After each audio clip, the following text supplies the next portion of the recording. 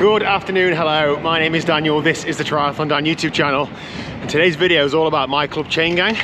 It's a Friday night, we call it Fast Friday, we call it that for a reason. Tonight is the hard ride, not that any of the club rides are easy, but like, this is the night we go properly fast. Sometimes, like last week, there's not enough people to do a chain, so we just do like a through and off. I'm hoping tonight the weather, good weather, will mean that people are out, and my good friend Lee Tunnicliffe's coming out. Now last week I did get told off at one point for surging a bit and getting a bit excited. So if I get told off, Lee is definitely going to get told off. And all I'm going to do is just try and provoke it as much as I can. Come on Lee, looking strong. Come on, is that it? Is that all you've got? And all those sorts of things. So we will see. I don't feel like I got good, to be honest. My heart rate's sky high. I'm just going to see how it goes and treat it like a good training session. Let's go. Okay then, Fast Friday, here we go. Now we're just descending Pentridge. It's quite a long descent. There's potholes, there's twists and turns, there's parked cars. So we're just trying to look after each other and at least start the ride in one piece and make sure that we're pointing everything out and talking to each other. It's not actually that hard on the way out. We sort of tend to warm up on the way out to the loop, ride the loop hard and then warm down on the way back from the loop. It seems to be how it goes. There's a few faces in here, or bums you might recognise. That in front of me is Matt Bagshaw. He did the Red Bull time lapse with me. We've done some team time trialing together, done some crit racing and so on. In front of him is Triathlon Lee, you also might know from several videos on this channel, and a few other guys that do a bit of racing, but quite a lot of just club riders, to be honest, that just enjoy riding their bike. So we're now a little bit further in and we're sort of still warming up. We're on the way down to Ambergate, and again, that car just poured out on us. When we're in these busy areas, we do have to ride a bit more sensible because of exactly that. You don't know what people are going to do around you, and as you can see, the surface isn't amazing. We're pointing out potholes and rough sections and so on, so we're still sort of warming up. When we get to Ambergate, we have like a summer loop, which is what we're doing tonight. We go to Matlock and back, so it's an out and back. It's quite flat. The surface is a lot better now. There have been a lot of improvements on the road, so it's just a case of getting out there, having like warmed up a bit so you're ready for a good workout, but we're not gonna like flog ourselves when it doesn't make sense to now. So I'm following Lee. I know he's a good wheel to follow, but it's just potluck, to be honest, as to where you go. And you'll notice that I'm on the right hand side now. We're moving slightly up the line. So this is how a chain gang works, or how we do them. The right line moves slightly faster than the left. We don't rotate it, even though if the wind changes, we still keep it going the same way. And then when the rider on the right hand side gets to the front, they just go in front of the rider to the left. And there's a lot of communication that goes off as well. Like we always shout clear. So that guy on the left there would have shouted clear for Lee to move across.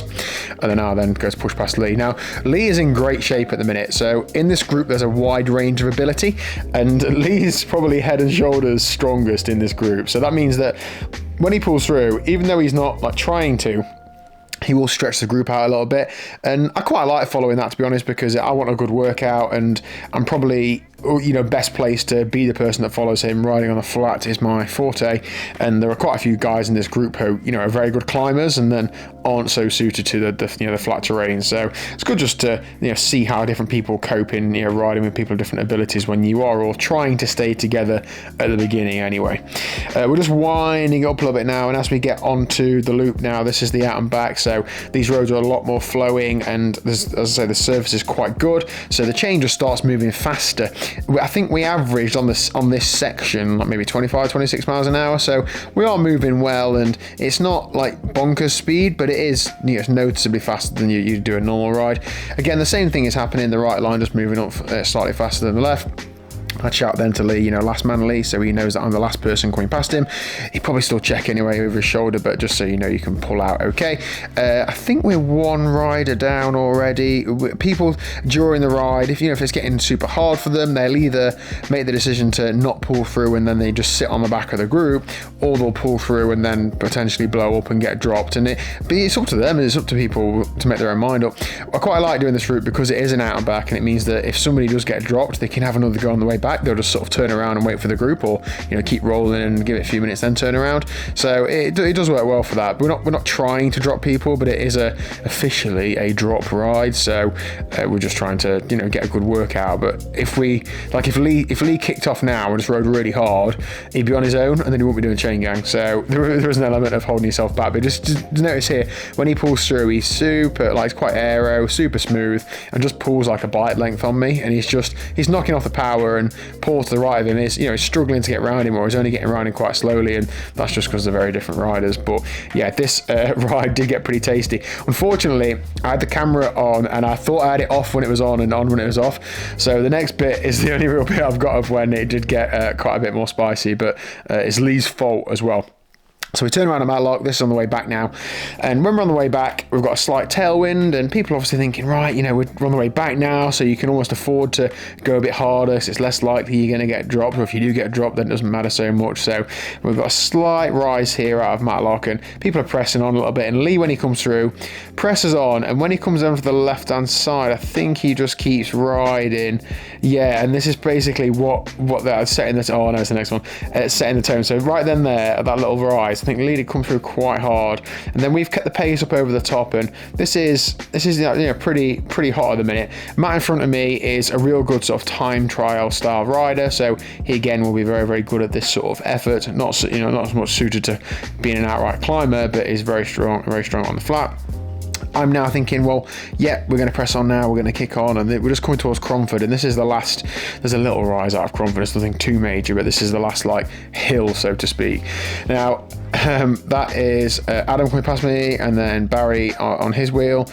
Strong riders, they do, there's another local Chaingang as well that they do, which I think is a bit harder than this one. Lee comes through there, you can see he's opened a gap behind him, he's managed to distance for the rider who was on his wheel. Then he pulls through to the front, I think he knows what's happened, and then he just kicks on, and he's got some new handlebars to test, so he wanted to get super aero.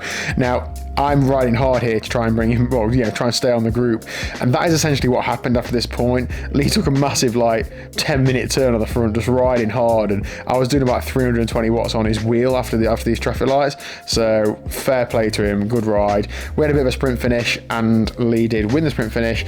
I was on his wheel after the roundabout where we finished, and then I just didn't have anything in the sprint. Well, I didn't have, you know, the numbers he was doing in the sprint, so rolled over the pretend finish line for second. But good workout, good ride. I really value these sorts of rides, my mates. So thank you guys for coming out and all getting stuck in, and I will see you next week.